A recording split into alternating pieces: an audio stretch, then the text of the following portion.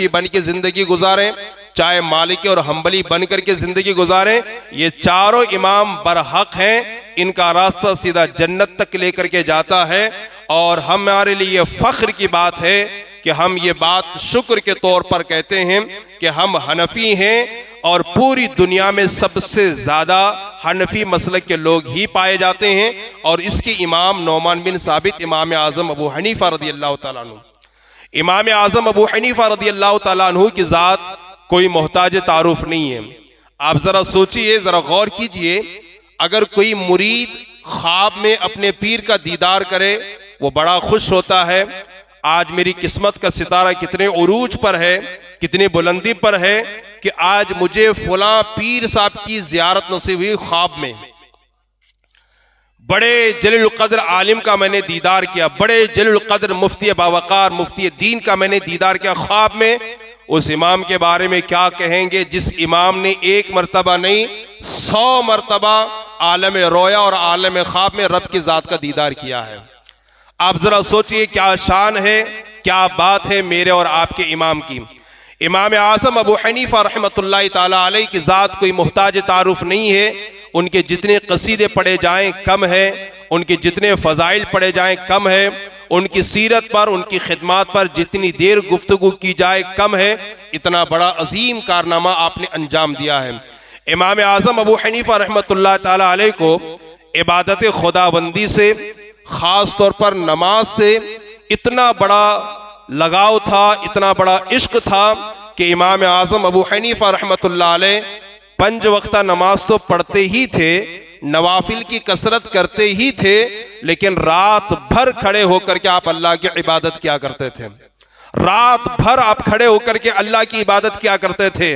बल्कि इमाम आज़म नौमान बिन साबित रज़ियल्लाहु ताला अन्हु के बारे में किताबों में, उनकी सीरत में हमें ये मिलता है कि इमाम आज़म अबू हनीफा रहमतुल्लाह अलैह ने 40 साल तक इशा के वजू से आपने फजर की नमाज अदा फरमाई है। इशा के वजू से फजर की नमाज आपने अदा फरमाई है। मतलब ये हुआ कि रात भर आप अल्लाह की इबादत क्या करते थे।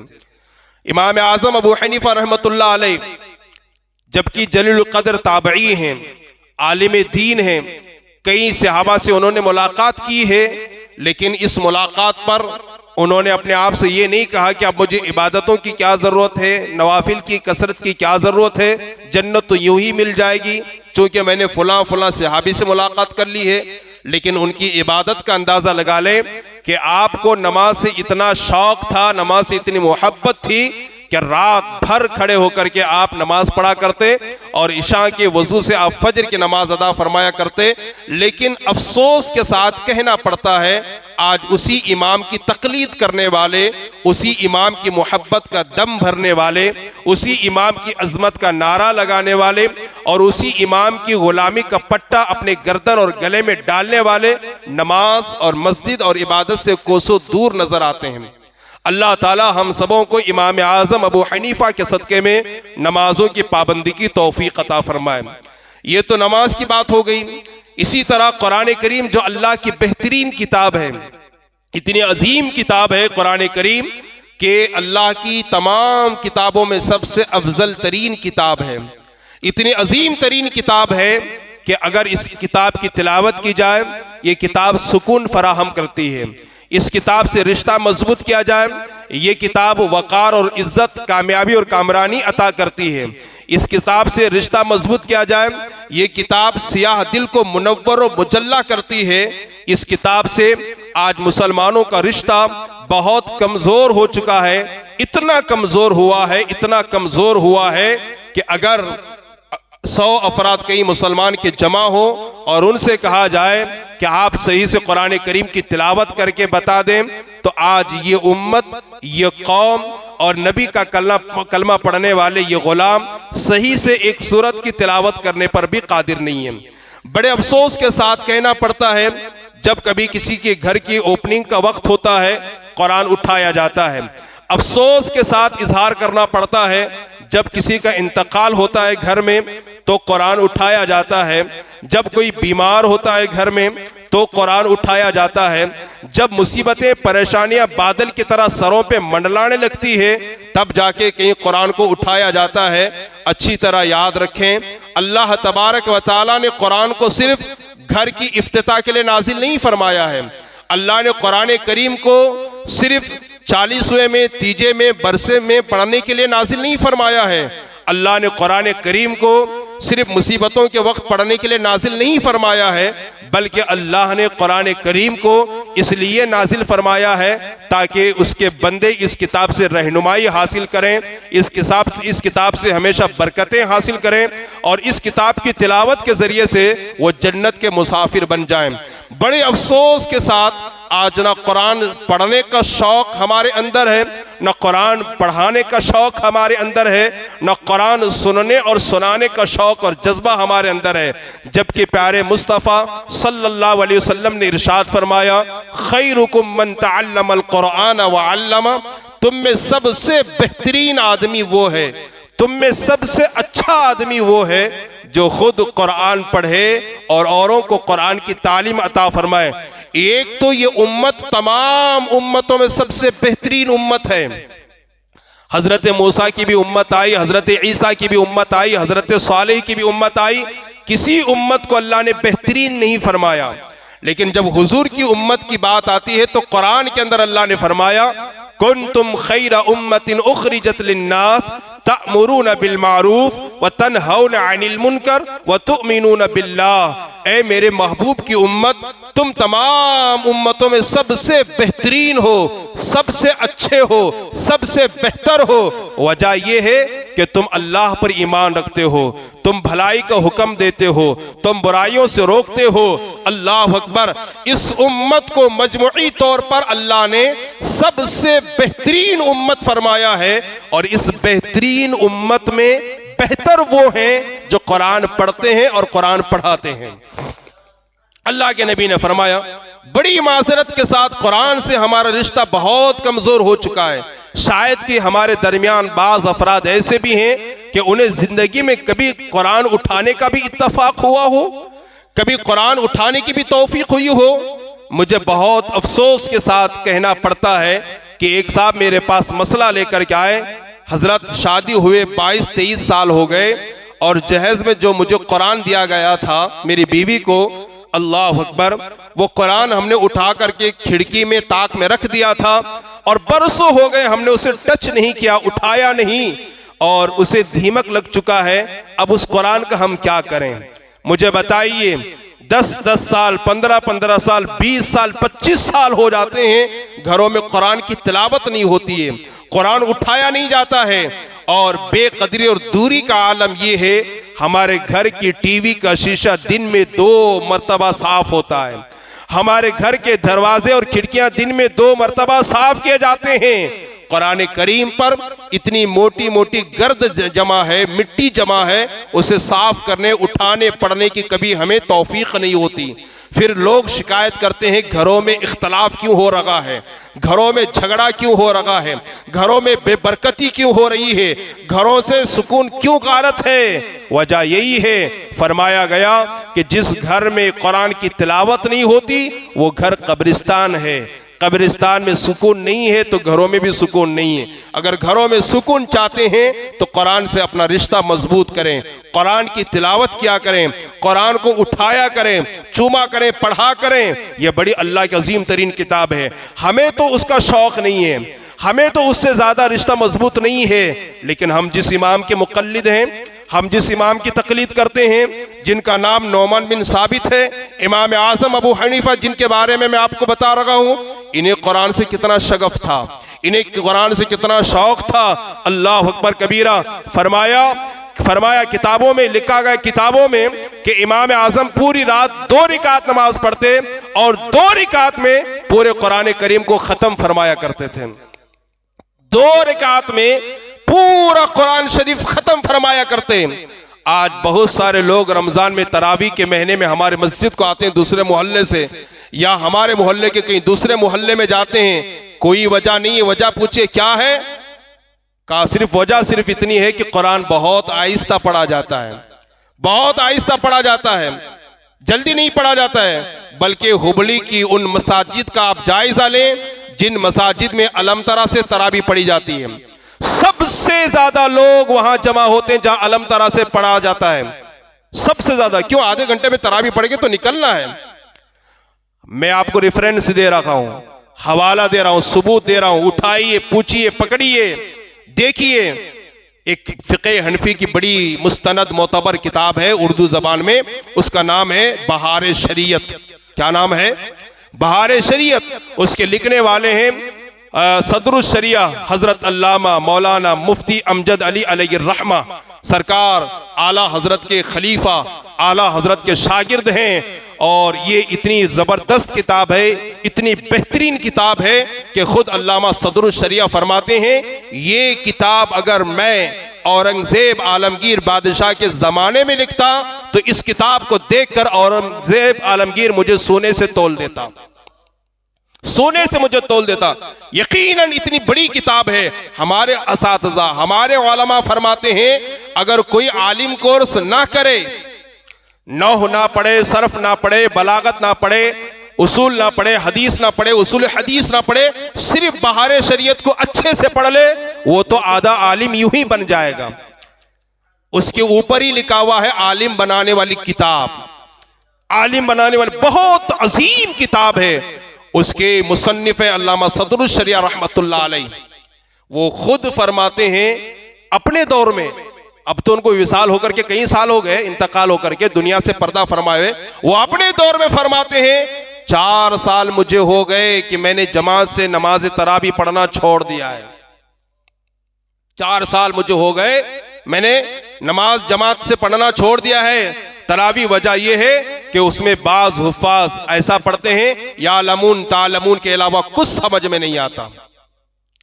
इतना जल्दी पढ़ते हैं कि माना बदल जाता है, इतना जल्दी पढ़ते हैं कि हुरूफ में तब्दीली पैदा हो जाती है, इतना जल्दी पढ़ते हैं कि हुरूफ अपनी जगह से सही तौर पर अदा नहीं हो पाता है, जिसकी वजह से ऐसा कुरान पढ़ना भी हराम और ऐसा कुरान सुनना भी हराम। लेकिन ये जाहिल हमारी कौम जो दीन और किताब और सुन्नत से दूर है, ये तारीफ उसी की करती है जो आधे घंटे में तरावी को खत्म कर दे। क्या हाफिज साहब फास्ट है हमारे, माशाअल्लाह, सुभान अल्लाह, क्या कहने। आधे घंटे में पूरी तरावी इशा की नमाज के साथ खत्म, आधे घंटे में ये 1.5 पारा सुना देते हैं। जबकि मैं आपको बता रहा हूं ऐसा कुरान पढ़ना भी हराम और ऐसा कुरान सुनना भी हराम कि जिसमें हुरूफ सही से अदा ना हो पाए और हुरूफ अपने मखरज के साथ बाहर ना निकल सकें। अच्छी तरीके से याद रखें, एक तो हमें कुरान ना पढ़ने का शौक है ना सुनने का शौक है, लेकिन हम जिस इमाम के मुकल्लिद हैं, जिसकी तकलीद और पैरवी करते हैं, वो इमाम पूरी रात खड़े होकर के नफल नमाज पढ़ते हैं। और आपकी सीरत में लिखा है जहां आपकी वफात हुई, जहां आपकी रूह कब्ज हुई, जहां आपकी कब्र बनाई गई है, वहां पर बैठ करके मेरे इमाम ने 1 नहीं 2 नहीं 3 नहीं पूरे 7000 मरतबा कुरान को खत्म फरमाया है। कितनी मरतबा? 7000 मरतबा मेरे इमाम ने अपनी कब्र की जगह पर और अपनी मौत की जगह पर जहां उनकी रूह कब्ज की गई, वहां पर 7000 मरतबा उन्होंने कुरान को खत्म फरमाया। और फिर मैं कहूं, मेरे नबी ने फरमाया कि अगर किसी ने कुरान का 1 हरफ पढ़ा, अल्लाह उसे 10 नेकियां अता फरमाएगा। अलिफ लाम मीम अगर किसी ने पढ़ लिया तो उसे 30 नेकियां मिल गई, चूंकि अलिफ एक अलग हरफ है, लाम एक अलग हरफ है, मीम एक अलग हरफ है। और मेरे नबी ने फरमाया कुरान का कोई 1 हरफ पढ़े, अल्लाह उसे 10 नेकियां अता फरमाता है। और मेरे इमाम ने 7000 मरतबा कुरान को कंप्लीट किया, खत्म किया है। तो बताइए उनके नामे आमाल में कितनी नेकियां आई होगी। और जाहिर सी बात है उनका पढ़ना हमारी पढ़ने की तरह तो नहीं होगा। हम तो सिर्फ पढ़ते जाते हैं, माना कुछ नहीं समझते। हम तो पढ़ते जाते हैं, तजवीद का कोई ख्याल नहीं है। हम तो पढ़ते जाते हैं, बस फर पढ़ते जा रहे हैं। मेरे इमाम ने जब पढ़ा होगा तो माने के साथ पढ़ा होगा, पूरा समझ करके कुरान को पढ़ा होगा और बिल्कुल पढ़ा है और तजवीद के साथ पढ़ा है। ये मेरे और आपके इमाम की कुरान के साथ लगाव था, इश्क था, मोहब्बत और प्यार और शगफ था। लेकिन बड़ी माजरत के साथ आज उसी इमाम की तकलीद करने वाले कुरान करीम से कोसों दूर हैं। रिश्ता, मैं तो ये नहीं कहूंगा कि रिश्ता टूटा हुआ है, रिश्ता तो है, अलबत्ता कमजोर जरूर हुआ है। लिहाजा कुरान से अपने रिश्ते को मजबूत करें और इमाम आजम की जिंदगी को पढ़ा करें। अब आइए मैं उनके तकवे के कुछ झलकियां आपके समातों के हवाले करूं। हम जिस इमाम के मुक़ल्लिद हैं, जिस इमाम की हम तकलीद करते हैं, वो ताबई हैं और मेरे नबी ने फरमाया सबसे अच्छा ज़माना मेरा ज़माना, फिर उसके बाद सहाबा का ज़माना, फिर उसके बाद ताबईन का ज़माना। उनके ज़माने को मेरे नबी ने खैरुल कुरून फरमाया है, बेहतरीन ज़माना फरमाया है और वो बहुत बड़े आलिम है। उनके विलादत से पहले मेरे नबी ने फरमाया था एक बच्चा पैदा होगा, अगर इल्म सुरैया पर चला जाए, आसमानों पर चला जाए, वो खींच करके जमीन पर लेकर के आएगा। उलमा फरमाते हैं इस हदीस में इशारा रसूलुल्लाह ने किसी और की तरफ नहीं की है, नौमान बिन साबित इमाम आजम की तरफ इशारा किया है। वो इमाम जिनके बारे में इमाम शाफई मोहम्मद बिन इदरीस फरमाते हैं कि अल्लाह ने इमाम आजम अबू हनीफा को इतना इल्म दिया है, इतना इल्म दिया है, इतना इल्म दिया है कि इमाम आजम अगर अपने इल्म की रोशनी में इस लोहे को सोना साबित करना चाहे तो साबित कर सकते हैं। इतना इल्म अल्लाह ने उन्हें अता फरमाया है। वो इमाम जिनका मकाम यह है कि मोहम्मद बिन इदरीस शाफई इमाम शाफई फरमाते हैं किताब पढ़ते पढ़ते अगर कोई मसला आ जाए और कोई मसला मुझे समझ में ना आए, डिफिकल्ट और मुश्किल मेरे लिए साबित हो और हल ना हो पाए, मैं कुछ और नहीं करता, सीधा बगदाद जाता हूँ, इमाम आजम की कब्र के पास 2 रकात नमाज पढ़ता हूँ और फिर उनके वसीले से दुआ करता हूँ तो मेरा मसला हल हो जाता है। उनकी बरकत से अल्लाह मेरा मसला हल फरमा देता है। वो इमाम की जिन्होंने कई सहाबा से मुलाकात की है। आज बहुत सारे लोग मस्जिद को नहीं आते, पूछो साहब क्यों नहीं आते? अरे क्या जरूरत है मौलाना, क्या नहीं देखते मेरे हाथ में कितने बड़े पीर का दामन है? क्यों साहब नेकियां क्यों नहीं करते, दाढ़ी क्यों नहीं सजाते? अरे मौलाना क्या जरूरत है, हमारे पीर साहब ने हमें जन्नत की टिकट दे दी है। अल्लाह अकबर कबीरा, अल्लाह अकबर कबीरा। बड़ा फख्र है, इमाम आजम ने तो कई सहाबा से मुलाकात की है, लेकिन बावजूद इसके खशियत रब्बानी का आलम क्या था, खुदा से डरने का आलम क्या था। आज हम बड़े बेबाक हो गए, बड़े बेखौफ हो गए, बेखतर हो गए। कुछ भी करना हो हमें रत्ती बराबर, बाल बराबर डर नहीं लगता। माल चोरी करना हो डर नहीं लगता, शराब नोशी करनी हो डर नहीं लगता, किसी की दिल आजारी करनी हो डर नहीं लगता, किसी की जमीन पर नाजायज कब्जा जमाना हो डर नहीं लगता, माँ बाप को रुलाना हो तड़पाना हो डर नहीं लगता, बीवियों पर जुल्म और ज्यादती करना हो डर नहीं लगता, औरतें बीवी को सताएं और उनकी नाफरमानी करें और तरह तरह के जुमले कसे, उन्हें डर नहीं लगता। अल्लाह अकबर। शादियों के नाम पर फजूल खर्ची करना हो हमें डर नहीं लगता, और नाचना हो हमें डर नहीं लगता, और किसी की इज्जत के साथ खिलवाड़ करना हो हमें डर नहीं लगता।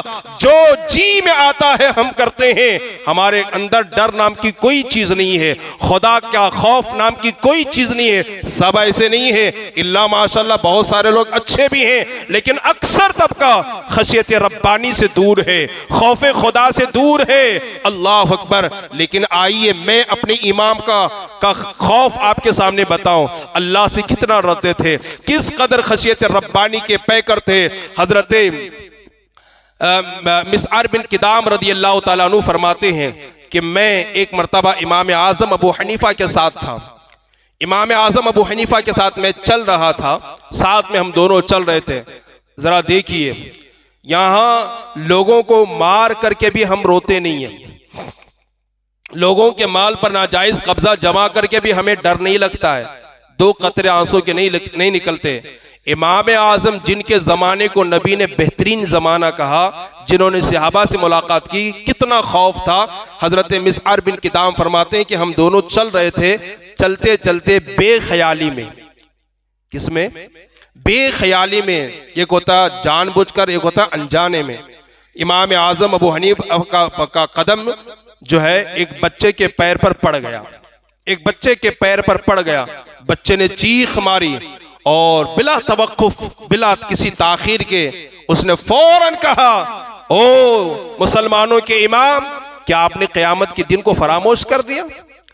बदले के दिन को आपने फरामोश कर दिया। इमाम हजरत मिसअर बिन किदाम फरमाते, जैसे बच्चे ने चीख मारी, इमाम आजम गश खा करके जमीन पर गिर गए, जमीन पर गिर गए। हालांकि जानबूझ करके पैर नहीं खुंदला था, जानबूझ करके उस बच्चे के पैर पे पैर नहीं रखा था, बेख्याली में और अनजाने में कदम पड़ गया। बच्चे ने चीख मारी और इस तरह का इमाम आजम पर ऐसा लर्जा, खौफ का लर्जा तारी हुआ और ऐसा खौफ तारी हुआ और आखिरत की ऐसी फिक्र दामनगिर हुई कि हजरत मिसअर बिन किदाम फरमाते कि इमाम बेहोश होकर के जमीन पर गिर पड़े। होश आने के बाद मैंने पूछा, हुजूर इतनी सी बात पर आप डर गए, आप बेहोश हो गए? कहा, हाँ मैं क़यामत के दिन से, हिसाब और किताब से डरता हूं। अगर मौला ने इसी पर मेरी पकड़ कर ली, गिरफ्त फरमा ली, तो तमाम मेरी नेकियों को ज़ाय फरमाकर मुझे अजाब में गिरफ्तार फरमा देगा। ये इमाम आज़म का तकवा है, ये इमाम आज़म का खशियत रब्बानी है, ये उनका खौफ खुदा है, ये फिक्र आखिरत है। आज पूरे सोसाइटी के अंदर, पूरे मुआशरे के अंदर तलाश करके लाइए। यतीम बच्चों का माल हड़प करके भी हमें अफसोस नहीं होता है, माँ बाप को धक्का दे करके भी हमें अफसोस नहीं होता है, दूसरों का माल खा करके भी हमारे आंखों से जो आंसू के कतरे नहीं निकलते हैं, ये हमारे बेबाकी का आलम है। और आगे बढ़िए आप, इमाम आजम अबू हनीफा रहमतुल्लाह अलैह कितने बड़े खशियत रब्बानी के पैकर थे, किस कदर खाने पीने में एहतियात बरता करते थे। अल्लाह अकबर कबीरा। इमाम आजम अबू हनीफा रहमतुल्लाह ताला अलैह जिस शहर में रहते थे उसे कूफा कहते हैं। क्या कहते हैं? कूफा के सरजमीन पर हजरत इमाम आजम की बारगाह में यह बात फैलाई गई कि हुजूर, कूफा में फलां बिन फलां की बकरियों को किसी ने चोरी कर लिया है, फलां की बकरियां चोरी की गई है। इमाम आजम ने जानकार और मुहक्किकीन से पूछा कि बकरी की उम्र कितनी होती है? बताने वालों ने बताया कि इतने इतने साल उसकी उम्र होती है। उतने सालों तक इमाम आजम ने बकरी का गोश्त तनावुल नहीं फरमाया, बकरी का गोश्त आपने नहीं खाया।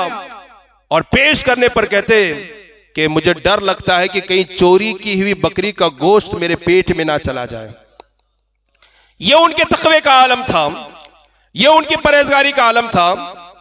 आज हम अक्सर मुसलमानों का आलम ही या ये रिश्वत के नाम पर, सूद के नाम पर, बड्डी के नाम पर, धोखे के नाम पर और बदअहदी के नाम पर अपनी तिजोरियां जमा करते जा रहे हैं, माल भरते जा रहे हैं, जेब गरम करते जा रहे हैं, गाड़ियों में घूमते जा रहे हैं। आखिरत की कोई फिक्र नहीं है। इन औलिया अल्लाह की जिंदगी और उनकी सीरत बिल्कुल हमारे निगाहों के सामने नहीं है। आप जितना भी जमा करेंगे यहीं छोड़ करके जाना है। अल्लाह ने हमारे मुकद्दर में जितना लिखा है उतना मिलकर ही रहेगा।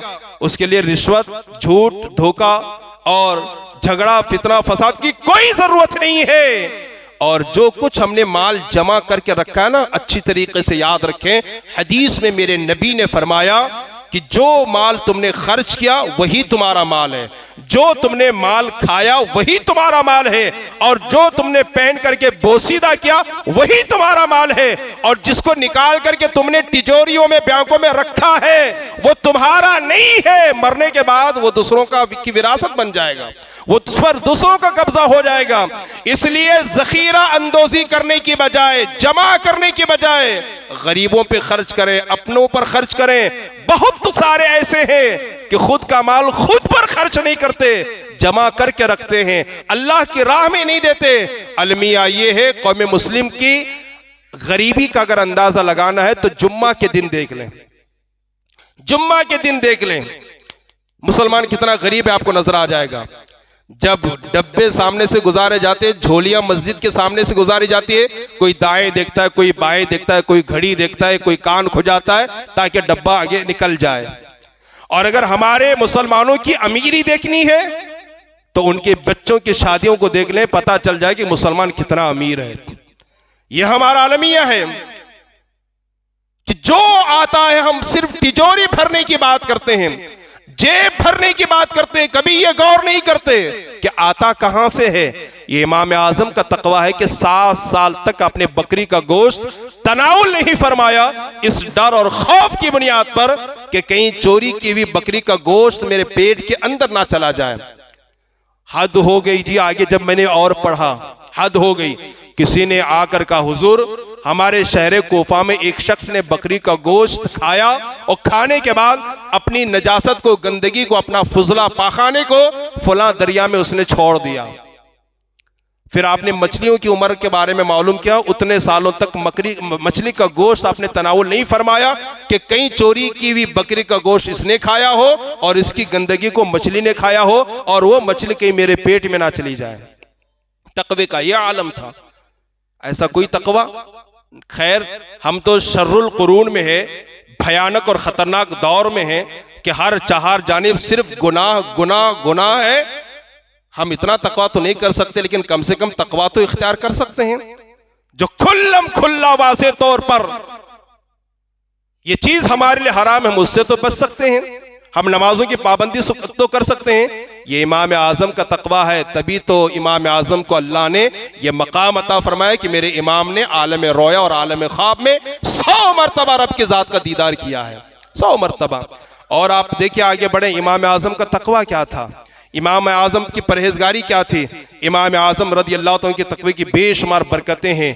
एक गैर मुस्लिम यहूदी को इमाम आज़म ने कर्जा दे रखा था, कर्जा दे रखा था।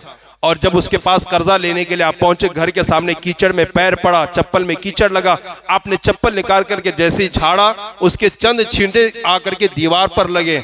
अब आप परेशान हो गए, मेरी वजह से इसकी दीवार खराब लग रही है, अगर मैं इसको निकालता हूं तो साथ में कलर भी निकल करके आ जाएगा, और अगर नहीं निकालता हूं तो इसके घर की दीवार ऐबदार मालूम होती, अब क्या करूं। और इत्तफाक से वो यहूदी का घर था, और उसी यहूदी का घर था जिसको आपने कर्जा दे रखा था। आपने 1000 मरतबा वाकया सुना है। बताने का मतलब ये है कि जैसे ही उस यहूदी ने दरवाजा खोला, हाथ जोड़ने लगा, इमाम मुझे मुआफ करें। इमाम ने फरमाया, कर्जा छोड़ो, पैसे की बात छोड़ो, बाद में करेंगे, पहले अपने घर की दीवार का मसला हल करो। अगर मैं उसे छोड़ देता हूं तो तुम्हारी दीवार खराब नजर आएगी, और अगर निकालता हूं तो साथ में कुछ मिट्टी भी निकल आएगी। अब मैं क्या करूं? अल्लाह अकबर। उस यहूदी ने इमाम आज़म का जब ये अखलाक देखा, ये किरदार देखा, ये तकवा देखा, ये खशियत रब्बानी को देखा, फिक्र आखिरत को देखा, हाथ जोड़कर कहता है, ओ नोमान बिन साबित, उस दीवार को बाद में साफ करना, पहले मेरे दिल की गंदगी को साफ करें और मुझे कलमा पढ़ा करके आगोश इस्लाम में दाखिल फरमा लें। ये वो इमाम आज़म अबू हनीफा थे जिनका तकवा, जिनकी परहेजगारी, जिनका अखलाक और जिनका किरदार देखकर यहूदी जैसे कट्टर दुश्मनान इस्लाम आगोश इस्लाम में दाखिल होने पर और कदम रखने पर मजबूर हुआ करते थे। आज वो अखलाक ढूंढ करके निकालिए अपने मुआशरे में। वो तो अनजाने में आपने चप्पल झाड़ा तो दीवार पर कीचड़ लगा। आज जानबूझकर हमारी माँ बहनें और हमारे बुजुर्ग, हमारे नौजवान अपने सामान जो है दूसरों के घर के गटर के सामने ले जाकर के डालते हैं, और इस पर झगड़ा भी होता है, झगड़ा भी होता है कि तुम्हारे बच्चे ने हमारे घर के गटर के सामने ला करके पूरा कचरा फेंका है। ये अखलाक नहीं है, ये तालीमात रसूल नहीं है, ये इमाम आज़म की तालीमात नहीं है, ये उनका पैगाम नहीं है। मेरे इमाम की तालीम देखें। और एक आखिरी बात बताकर अपनी गुफ्तगू खत्म करूं।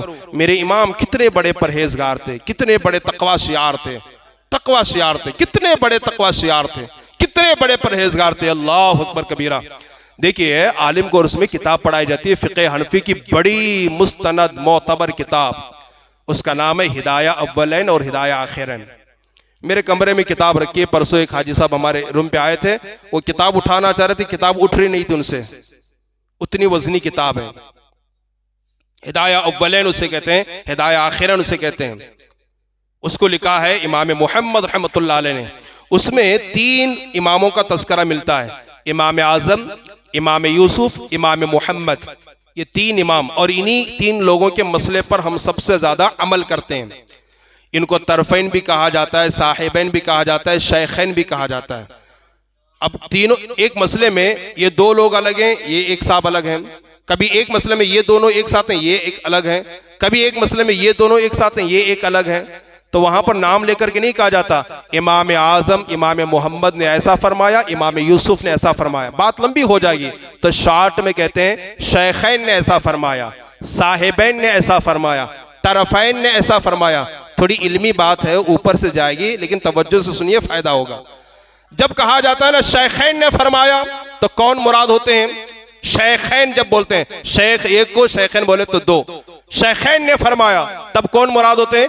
इमाम आजम और इमाम अबू यूसुफ, ये मुराद होते हैं। क्यों? ये दोनों शेख हैं, उस्ताद हैं इमाम मोहम्मद के। किसके? इमाम मोहम्मद के ये दोनों उस्ताद हैं, इसलिए इनको शेखैन कहा जाता है। अगर मैं ये बात समझा लिया आपको तो मैं कमाल का मुक़र्रिर हूं। क्या है? हाँ, तो आपके चेहरे की अफसरदगी मुझे बताएगी कि आप नहीं समझ पा रहे हैं। ठीक है, गौर से सुनेंगे तो समझूंगा कि आप मेरी बात को समझ रहे हैं। अब सोने वाले भी नहीं सोएंगे।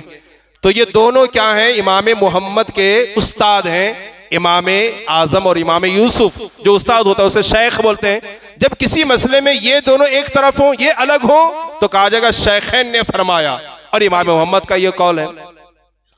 साहिबैन जब कहा जाता है, इमाम अबू यूसुफ और इमाम मोहम्मद मुराद होते हैं। इमाम साहिब बोले तो साथी, साहिब बोले तो, साहिबैन बोले तो दो साथी। इमाम अबू यूसुफ और इमाम मोहम्मद दोनों एक साथ मिलकर के इमाम आजम के पास इन्होंने पढ़ा है। साथी हुए कि नहीं हुए? तो साहिबैन इनको कहा जाता है। क्या कहा जाता है? साहिबैन बोलेंगे तो कौन मुराद होंगे? इमाम अबू यूसुफ, बोलिए बोलिए, इमाम मोहम्मद। बात समझ में आई? शेखैन बोले तो इमाम आजम और इमाम अबू यूसुफ, ये दोनों उस्ताद हैं इमाम मोहम्मद के। और जब साहिबैन बोलेंगे तो कौन मुराद होंगे? इमाम अबू यूसुफ और इमाम मोहम्मद, ये दोनों आपस में साथी हैं। जो पॉइंट की बात मुझे आपको समझाना है वो सुनिए गौर से। तरफैन जब कहा जाएगा तो मुराद होंगे इमाम आजम और इमाम मोहम्मद। तरफैन, तरफ बोले तो किनारा, किनारा क्या बोलते हैं? किनारा। ठीक है, वो दोनों ने इनको पढ़ाया, उनको शेखैन बोलते हैं। ये दोनों ने साथ में पढ़ा, इनको साहिबैन बोलते हैं। और जब तरफैन कहा जाता है, मुराद होगा, मुराद होगी इमाम आजम और इमाम मोहम्मद। कौन? इमाम मोहम्मद। क्यों तरफैन इनको कहते हैं? इमाम आजम जब पढ़ाने के लिए बिठाते थे ना, इमाम आजम का तकवा बता रहा हूं ना मैं आपको, ये बात भूल जाइए, आप याद नहीं रख पाएंगे मुझे मालूम है, क्योंकि दीन से दूरी का नतीजा है, ये याद नहीं रख पाएंगे, लेकिन ये बात तो जरूर याद रखेंगे। तरफैन किसको कहते हैं? इमाम मोहम्मद और इमाम आजम को तरफैन कहते हैं। क्यों तरफैन कहते हैं? इमाम आजम जब क्लास में पढ़ाते थे ना, तो इमाम मोहम्मद को किनारे बिठाते थे। कहां बिठाते थे? तरफ में, इसलिए इनको और इनको तरफैन कहते हैं। अब आइए पॉइंट पर, क्यों ये किनारे बिठाते थे?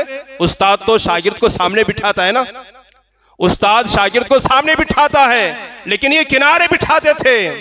एक जमाने तक किनारे बिठाया, बाद में सामने बिठाया। वजह क्या है? मेरे इमाम का तकवा, मेरे इमाम के परहेजगारी। जब हजरत इमाम मोहम्मद छोटे थे, अभी दाढ़ी के बाल नहीं निकले थे, बड़े खूबसूरत थे, माँ लेकर के आई एडमिशन करवाने के लिए मदरसे में। इमाम आजम की नजर पड़ी, देखा बच्चा बड़ा खूबसूरत है, अभी दाढ़ी के बाल नहीं निकले हैं। अल्लाह अकबर कबीरा, फरमाया इसका दाखिला नहीं होगा, इसे लेकर के जाओ, पहले इसे हाफिज कुरान बनाओ, फिर उसके बाद दाखिला होगा। कंडीशन लगा दिया। इमाम ने यह सोचकर कि हाफिज बनते बनते दाढ़ी के बाल निकल आ जाएंगे और फिर उसके बाद जो ना नजर भी नहीं बहकेगी, दिल भी नहीं बहकेगा। इस वजह से इमाम ने फरमाया जाओ पहले हाफिज बनाओ फिर दाखिला करवाना। मां लेकर के चली गई और 7 दिन के बाद फिर वापस आई। समझे होते तो सुभान अल्लाह बोलते हैं, अब नहीं समझे हो तो भी सुभान अल्लाह बोलिए। 7 दिन के बाद मां फिर आई, कहा हुजूर ये मेरे बच्चे का एडमिशन करवाना है। जलाल में आया, फरमाया मैंने नहीं कहा था हाफिज बनाओ फिर लेके आना, 7 दिन पहले तो बोल के भेजा था। और 7 दिन के बाद फिर आ गए। हजरत इमाम मोहम्मद की मां ने कहा हुजूर ये हाफिज बन चुके हैं। 7 दिन में इमाम मोहम्मद ने कुरान को हिफ्ज किया है। कितने दिन में? सिर्फ 7 दिन में। सिर्फ 7 दिन में इमाम मोहम्मद ने कुरान हिफ्ज किया। अब इमाम के पास तो कोई बहाना तो नहीं रहा ना, अब तो दाखिला लेना ही है, दाखिला लेना ही है। इमाम मोहम्मद ने, इमाम आजम ने इमाम मोहम्मद का दाखिला लिया और लेने के बाद जब सामने बैठे ना तो कहा बेटा तू अभी नाबालिग है, तेरे चेहरे पे दाढ़ी नहीं है, कहीं मेरी नजर धोखा ना खा जाए। हालांकि वो खैरुल कुरून वाले हैं, वो ताबई हैं, वो गलतियों से महफूज हैं वो अल्लाह के बड़े बरगुज़िदा बंदे हैं, हम सोच नहीं सकते। मगर तक़वे का आलम यह है, परहेजगारी का आलम यह है। फरमाया बेटे मोहम्मद, अभी तुम छोटे बच्चे हो, नाबालिग हो, दाढ़ी के बाल नहीं आए हैं, कहीं मुझे शैतान गुनाह में गिरफ्तार ना कर दे, कहीं नफ्स जो ना मुझे बहका न दे और निगाहें कहीं धोखा न खा जाए, इसलिए दाढ़ी के बाल आने तक तुम किनारे बैठ जाओ, और फिर जब दाढ़ी के बाल आए तो फिर तुम सामने आकर के बैठ करके तालीम हासिल करना। ए मुसलमानों, 4-4 घंटा टीवी का गंदा चैनल देखने वालों और माँ बहनों पर बदनजरी करने वालों और यूट्यूब में जाकर मोबाइल में घुसकर रात की तारीकी में चादर ओढ़ करके गलीज और गंदी तस्वीर देखने वालों, जिस इमाम की तकलीद करते हो उस इमाम का मकाम तो देखो, तकवा तो देखो, परहेजगारी तो देखो कि एक छोटे से बच्चे को जिसके चेहरे पे दाढ़ी के बाल नहीं है, उसे सामने सिर्फ इसलिए नहीं बिठाते हैं कि कहीं नजर धोखा ना खा जाए, जब उनका तकवा इतना आला दर्जे का है। तो बताइए आज हमारे तकवे की कैफियत क्या है, आज हमारा आलमिया क्या है। इसीलिए इमाम मोहम्मद और इमाम आजम को क्या कहते हैं, तरफैन, तरफ में बिठाते थे, किनारे में बिठाते थे। ये मेरे इमाम का तकवा है, ये परहेजगारी है। आज ढूंढ करके बताइए ऐसी परहेजगारी हमारे मुआशरे में खुरेद कर ढूंढने से भी नहीं मिलती। सिर्फ नाम के से बोलने से कि हम गुलाम हैं, गुलामी साबित नहीं होती है। हमारा आमाल, हमारे अकवाल, हमारा किरदार और हमारा उठना बैठना भी उनकी तरह हो। आप जबान से बोले या ना बोले, आपके किरदार बता देगा कि वाकई आप उनके गुलाम हैं। मक्कतुल मुकर्रमा में अल्लाह के रसूल ने जब नबूवत का ऐलान फरमाया ना, चंद सहाबा ने इस्लाम कबूल किया, और जब कभी किसी का इस्लाम जाहिर हो जाता था ना, तो कुफ्फार मक्का उनको पकड़ते, खूब मारते, लहूलान कर देते, बेहोश हो जाते। तो कुछ सहाबा अपना ईमान छुपा के रखते थे, जाहिर नहीं करते थे। बाद में एक दिन आए कि उन्होंने जाहिर किया, लेकिन जो छुपा करके रखते थे ना, जब वो गलियों से गुजरते थे, बाजारों से गुजरते थे, तो मक्का वाले देख करके समझ जाते थे कि हो ना हो ये मोहम्मद का गुलाम जरूर है। क्यों? इसका चलना बता रहा है कि ये मोहम्मद अरबी का गुलाम है, इसके बोलने का अंदाज बता रहा है कि मोहम्मद अरबी का गुलाम है, इसके लेन देन का अंदाज बता रहा है कि ये मोहम्मद का गुलाम है, इसके खाने और पीने का अंदाज बता रहा है कि मोहम्मद बिन अब्दुल्ला का गुलाम है, इसके उठने बैठने का अंदाज बता रहा है कि मोहम्मद बिन अब्दुल्ला का गुलाम है, ये मोहम्मद अरबी का गुलाम है। अल्लाह अकबर कबीरा। आज हमारे उठने बैठने को देखकर, हमारे लेन देन को देखकर, हमारी नशिश तो बर्खास्त को देखकर लोग सोचते हैं क्या मोहम्मद के गुलाम भी ऐसे होते हैं? कितना फर्क आ गया ना, कितनी तब्दीली आ गई। लोग आंख बंद करके कहते ये मोहम्मद का गुलाम है, उन्होंने इनकी तरबियत ऐसी की होगी, हम भी तो मोहम्मद के गुलाम है ना। तो गैर पूछते हैं, गैर सवाल करते हैं क्या मोहम्मद के गुलाम ऐसे भी होते हैं? वल्लाह नहीं, मोहम्मद के गुलाम ऐसे नहीं होते। मोहम्मद के गुलाम जहां होते हैं सुन्नत रसूल के पाबंद होते हैं। चीना क्या बोलते हैं मुल्क, जो चीन मुल्क है ना, वहां डॉक्टरों की बड़ी मीटिंग हुई, नशिस्त हुई। बहुत सारे बड़े बड़े डॉक्टर्स थे, गोल बैठ करके खाना खा रहे थे। गालिबन वीडियो भी अपलोड होगा यूट्यूब में, जहां तक मेरा कुव्वत हाफ़िज़ा मेरा साथ दे रहा है। और हमारे एक बड़े आलिम से हमने सुना कि बहुत ज्यादा डॉक्टर बैठ करके खाना खा रहे थे। खाते वक्त सारे डॉक्टरों के हाथ धुलाए गए। हर डॉक्टर ने खाना खाने के बाद दस्ती और रुमाल से अपना हाथ पोंछा। एक मुस्लिम डॉक्टर भी उन डॉक्टरों में था, उसका हाथ धुलाया गया, उसने रुमाल से अपना हाथ नहीं पोंछा। बाजू जो गैर मुस्लिम चीनी डॉक्टर था, क्या चाइनी डॉक्टर था, उसने पूछा कि तुमने हाथ क्यों नहीं पोंछा हाथ धुलने के बाद? कहा हाथ ना पोंछना ये मेरे नबी की सुन्नत है। क्या बहुत सारे लोग अभी भी पूछते हैं, यहाँ पर भी पूछते हैं, हाथ धुलने के बाद टावल लाओ जी करके पूछते हैं। नहीं पूछना चाहिए। टावल में जो कुछ गंदगी होगी वो हाथ में आएगी और वही पेट में चला जाएगा और फिर बीमारियां और जरासीम पैदा होंगे। इसमें बड़ी हिकमत है। सुन्नत ये है कि हाथ धुलने के बाद हाथों को पोंछा ना जाए। वो डॉक्टरों की नशिश में, महफिल में, मजलिस में सारे डॉक्टर बैठे, इस मुसलमान डॉक्टर ने हाथ धुला और धुलने के बाद नहीं पोंछा। बाजू वाले डॉक्टर गैर मुस्लिम ने पूछा कि क्यों नहीं धुला? कहा ये हमारे मदीने वाले आका की सुन्नत है। उसने कहा हमारी साइंस भी यही कहती है, और कलमा पढ़ करके मुसलमान हो गया। सुन्नत पर अमल करो तो अगयार कलमा पढ़ के मुसलमान होते हैं। लेकिन क्या करें, दीन से दूरी का नतीजा है। सुन्नत पर अमल करने में हमें शर्म आती है। बैठ के पानी नहीं पिएंगे, शर्म आती है। दाढ़ी नहीं रखेंगे, शर्म आती है। अम्मामा नहीं पहनेंगे, शर्म आती है। कम से कम जुम्मा के दिन सफेद और इस्लामी लिबास पहन करके नहीं आएंगे, क्यों? शर्म आती है। अब तक पैंट शर्ट पहना हूं, एक कपड़ा पहनूंगा तो शर्म आएगी। सुन्नत पर अमल करने में हमें शर्म आ रही है। और एक मुसलमान डॉक्टर है, हजारों डॉक्टरों के दरमियान बैठकर 1400 साल के बाद भी नबी की सुन्नत को जिंदा करता है, तो उसके असरात ये मुरतब होते हैं कि गैर मुस्लिम इस्लाम में दाखिल होने पर मजबूर होते हैं। सुन्नत पर अमल करें, शरीयत पर अमल करें, तबीयत पर नहीं। इमाम आजम अबू हनीफा का तकवा, परहेजगारी। और एक आखिरी बात, बहुत सारी बातें हैं इमाम आजम की। इमाम आजम अबू हनीफा रज़ियल्लाहु ताला अन्हु कभी पीछे के पैसे के पीछे नहीं भागते। खलीफा अबू मंसूर ने 10,000 दीनार देने का इरादा किया। कितना? 10,000 दीनार देने का खलीफा मंसूर ने इरादा किया। और इमाम आजम ने हजरत मुसअब से फरमाया, ए मुसअब, ये खलीफा मंसूर जो अमीरुल मोमिनीन है, खलीफा मंसूर मुझे 10,000 दीनार देना चाहता है। अगर मैं न लूं तो उसे तकलीफ होगी, और अगर ले लूं तो मैं इसे पसंद नहीं करता कि कोई अमीर मुझे पैसा दे, कोई अमीर मुझे पैसा दे। जरा गौर से सुनना मेरी बात को। खलीफा मंसूर, वक्त का खलीफा, 10,000 दीनार इमाम आजम को देना चाहा। इमाम आजम ने हजरत मुसअब से मशवरा किया कि मुसअब, खलीफा मंसूर मुझे 10,000 दीनार देना चाहता है। मैं अगर ना लूं तो उसे तकलीफ होगी, और अगर लूं तो मैं इसे पसंद नहीं करता, मेरी आदत नहीं है लेने की। तो खलीफा हजरत मुसअब ने मशवरा दिया कि हुजूर, आप इतना कह दीजिए कि मुझे आपसे ऐसी तवक्को नहीं है। आप खलीफे से ऐसे कह दें कि मुझे आपसे ऐसी तवक्को नहीं, मेरी जो कुछ भी है मेरे मौला से, ठीक है? तो उन्होंने मना कर दिया, 10,000 दीनार लेने से मना कर दिया। ये एक वाक़या इमाम आज़म अबू हनीफा का। इस वाक़े से बखूबी आप अंदाज़ा लगा सकते हैं कि इमाम आज़म अबू हनीफा को माल में बाल बराबर भी इंटरेस्ट और शौक और दिलचस्पी नहीं थी, दौलत के पीछे बिल्कुल नहीं। ये बात मुझे इसलिए, ये वाक़ई इसलिए बयान करना पड़ रहा, अल्लाह मुआफ़ करे, मैं खुद आलिमी उलमा बिरादरी से हूँ, मौलाना इमामों की बिरादरी से हूँ। अब कुछ मस्जिदों में, इसी हुबली के मैं नाम नहीं लेता, लोग चिढ़ते हैं, तकलीफ होती है कि अगर कोई मस्जिद में एमएलए साहब आकर के पीछे बैठ गए। अभी चंद हफ्तों पहले या एक हफ्ता पहले हमने सुना कि उस इमाम साहब ने एमएलए को नाम बुला करके सामने बिठाया, खड़ा किया और सामने बिठाया, और नाम ले लेकर के लंबी चौड़ी दुआएं की। ऐसे उलमा उलमाए सू तो हो सकते, उलमाए हक नहीं हो सकते। क्यों कह रहा हूं मैं? हदीस की रोशनी में अर्ज कर रहा हूं। हदीस की रोशनी में सुनिए, ये हो रहा है। हालांकि नमाज तन्हा एक ऐसी इबादत है, जो पहले आया वो पहले बैठेगा, जो बाद में आया वो बाद में बैठेगा।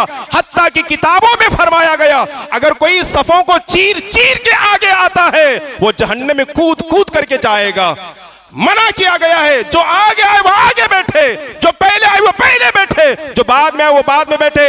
ये हक तुम्हें किसने दिया कि अगर वो मंत्री है, एमएलए है, पैसे वाला है, साहिब इख्तिदार है, तो सारे लोगों में आप उसका नाम लेकर के सामने बुलाएं? ये बिल्कुल गलत है, गलत तरीका है। और फिर नाम लेकर के दुआ की जाए, ये तरीका बिल्कुल गलत तरीका है। अल्लाह अकबर कबीरा। सुनिए, हदीस में आता है, मुस्तफा करीम ने फरमाया, अगर किसी ने किसी मालदार की उसके माल की वजह से तवाज़ो की, लफ्ज टू लफ्ज हदीस के अल्फाज सुना रहा हूं, रट के आया हूं, पढ़ के आया हूं।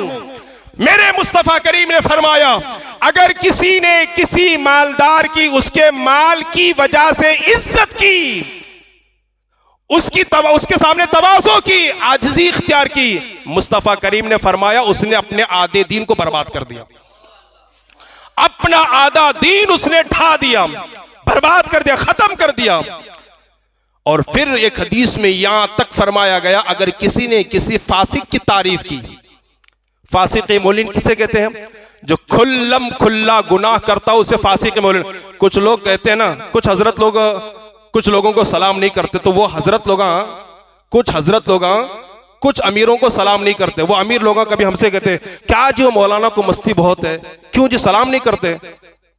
क्यों नहीं करते? मैं उनसे पूछा, क्यों साहब क्यों नहीं सलाम करते? अरे हजरत तो दाढ़ी निकाल के गटरों में फेंकते हैं, फांसी के मौलवी ने, उनकी तौहीन वाजिब है, हम क्यों सलाम करें? शरीयत ने तो सलाम करने से मना किया है। और यकीनन मसला यही है, फासिक के मौलवी में को सलाम करने में पहल नहीं करनी चाहिए। वो अगर सलाम करे तो आप जवाब दें, लेकिन पहल नहीं करना चाहिए, ये मसला है। और कानून शरीयत उठा करके देखिए, किताब फिक़ह की लिखी हुई है, फासिक की तौहीन वाजिब है और आलिम की ताज़ीम वाजिब है। ये उठा करके आप देखिए, हदीस में फरमाया गया कि अगर किसी ने फासिक की तारीफ की, अल्लाह गजबनाक होता है और उसका अर्श हिलने लगता है, फासिक की तारीफ की बुनियाद पर।